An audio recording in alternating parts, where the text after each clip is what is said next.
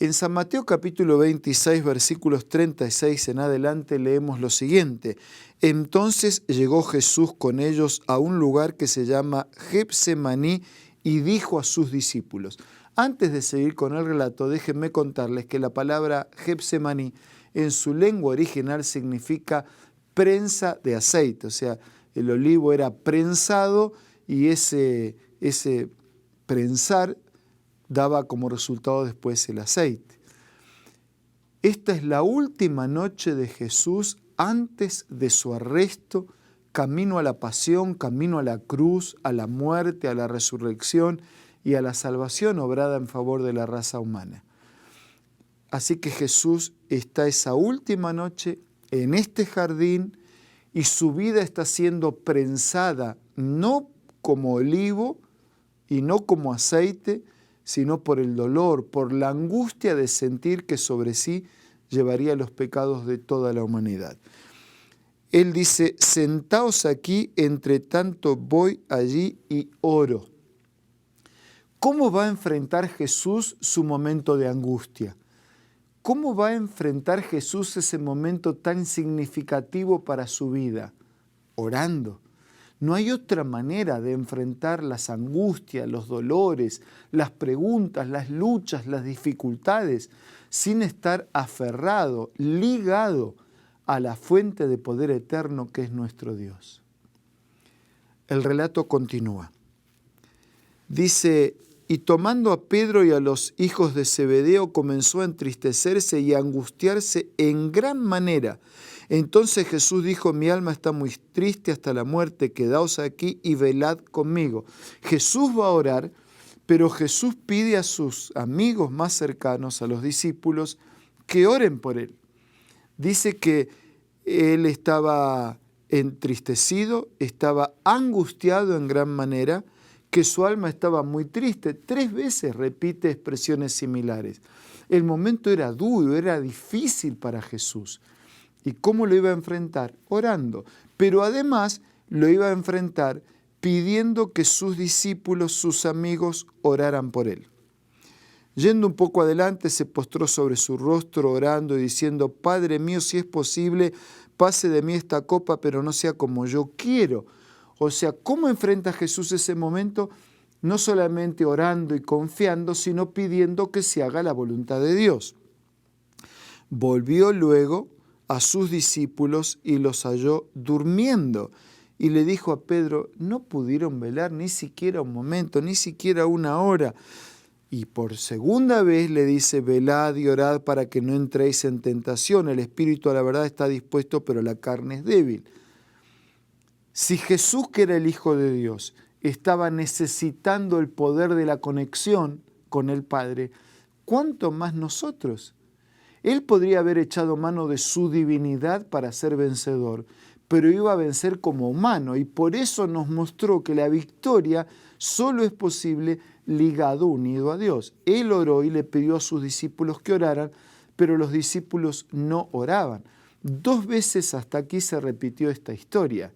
Y se repite una vez más. Continuemos con la lectura. Así que no habéis podido velar conmigo una hora, velad y orad para que no entréis en tentación. Otra vez fue y oró por segunda vez diciendo, Padre mío, si no puede pasar de mí esta copa sin que yo la beba, hágase tu voluntad. O sea, otra vez Jesús pide, clama, pero dice, no sea como yo quiero. Para ser vencedor, tenemos que permitir la actuación de Dios y que la voluntad de Dios se cumpla en nuestra vida.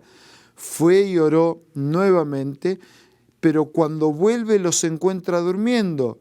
Los ojos de ellos estaban cargados de sueño y dejándolos esa tercera vez que él estaba orando, dijo las mismas palabras. Cuando volvió ya dijo, bueno, sigan durmiendo nomás. Descansen, ha llegado la hora y el Hijo del Hombre es entregado en manos de pecadores. Vamos. Jesús ora, Jesús le pide a los discípulos que oren por él, no lo hicieron. Qué importante es orar por otros, ayudar a los que sufren con nuestra oración intercesora, hacer sentir que de verdad estamos, estamos cerca de su angustia. Tal vez no podemos hacer muchas cosas, pero podemos orar, podemos clamar porque las promesas de Dios se cumplan en su vida. El relato bíblico continúa para decirnos que Jesús se aferró a la voluntad del Padre, que Jesús fue sostenido por ángeles.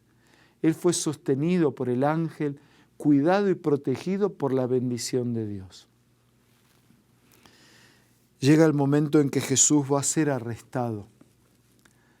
Y ante su momento cumbre que está por iniciarse, rumbo y camino al Calvario, a colocar su vida para salvarnos, Jesús establece una vida de relación más íntima con el Padre.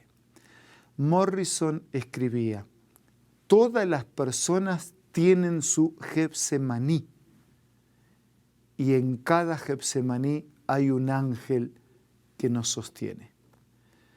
Tu Getsemaní tal vez no sea una prensa de aceite, del olivo que produce aceite. Tu Getsemaní tal vez sea un divorcio, una separación, una familia quebrantada, una pérdida de trabajo, una enfermedad que te afecta o que afecta a los tuyos, la pérdida de recursos o la escasez de recursos, la pérdida de un ser querido, un vicio que no vencemos, una culpa que no resolvemos.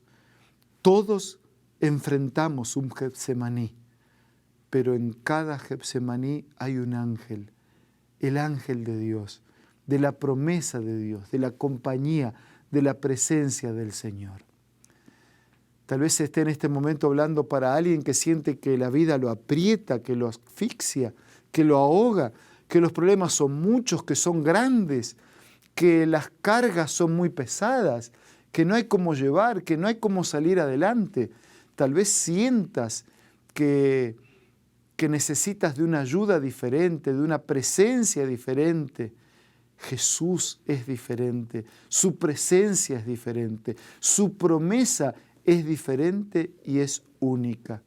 En el Getsemaní de tu vida, en el momento cumbre de tu existencia, en la adversidad o en la injusticia más grande que tengas que enfrentar, en el dolor más inexplicable, puedes contar con la victoria del Señor. El Señor podía haber vencido como Dios, pero Él enfrentó el dolor y enfrentó el pecado para vencer como ser humano dependiente del Padre. Y de esa manera nos mostró un camino, nos mostró la manera, nos mostró la forma. Podía haber vencido por su divinidad, pero venció por su humanidad dependiente, dependiente en la oración, dependiente en la confianza, dependiente en la aceptación de la voluntad de Dios, dependiente del escrito está y del propósito que tenía que cumplir en su vida. Es así que Jesús fue victorioso y es así que nos muestra un camino de victorias. Es así que nos muestra un camino transitado en el presente, pero mirando hacia el futuro y mirando hacia la eternidad.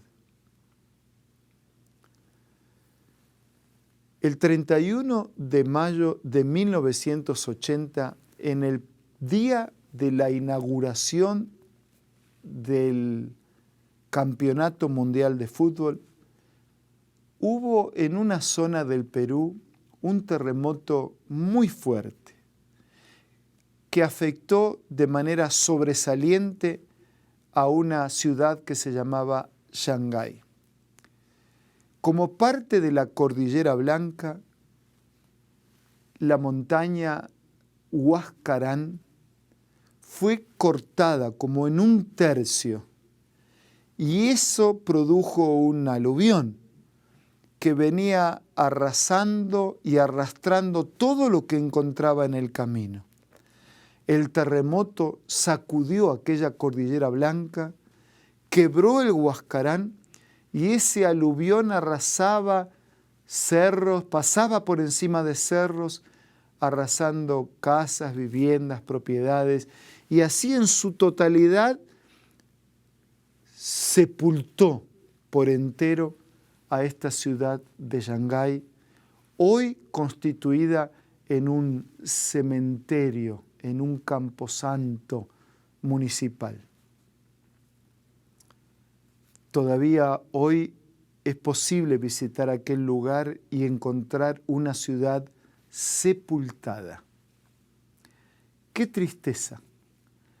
La mayor parte de las personas y de los bienes de esa ciudad fueron sepultadas como resultado de este terremoto y de esta avalancha. Unas 300 personas que hacían parte de una iglesia adventista del séptimo día alcanzaron a salvar sus vidas porque estaban en otra ciudad haciendo un trabajo misionero y un trabajo comunitario. ¿Qué había ocurrido además del terremoto? La fisura de la montaña, ¿no?, hizo que con el terremoto terminara de desprenderse casi un tercio de la misma. Varios años antes, 2 científicos visitando aquel lugar habían hablado de una grieta, pero claro, no era para dar mucha importancia. Y de la misma manera, la palabra de Dios nos advierte, nos amonesta, la palabra de Dios nos anticipa, la palabra de Dios nos da a entender lo que puede ocurrir y va a ocurrir si no nos sometemos a su palabra, a su voluntad y a su mensaje. Así que necesitamos las dos cosas, lo que Jesús nos muestra en esta experiencia, que Él fue victorioso por depender y fue victorioso por someterse a la voluntad del Padre. Fue victorioso por confiar y fue victorioso por obedecer. Cada vez que hablamos de creer y de obedecer, a veces se producen en el ser humano algunos sentimientos así de incomprensión. Como que decimos, bueno, si creo no hace falta obedecer, pero la verdadera fe me lleva a una vida de obediencia. Creer y obedecer van juntos. Confiar y aceptar la voluntad de Dios para nuestra vida es parte de una confianza, de una fe que demuestra ser verdadera, estar segura y sólidamente anclada en la palabra de Dios. Aquellos perdieron sus vidas por no aceptar algunas señales de advertencia. Y nosotros podemos perder nuestra vida si no aceptamos las señales de advertencias que provienen de la palabra de Dios. Es Jesús a través de su palabra. Y es la palabra del Señor la que nos advierte, nos amonesta, nos muestra un camino, nos dice cómo podemos ser vencedores, victoriosos. No hay otra manera. El enemigo quiere producir un terremoto, el enemigo produce una avalancha de pecados y de consecuencias del pecado para que nuestra vida sea parte de una ciudad sepultada para siempre.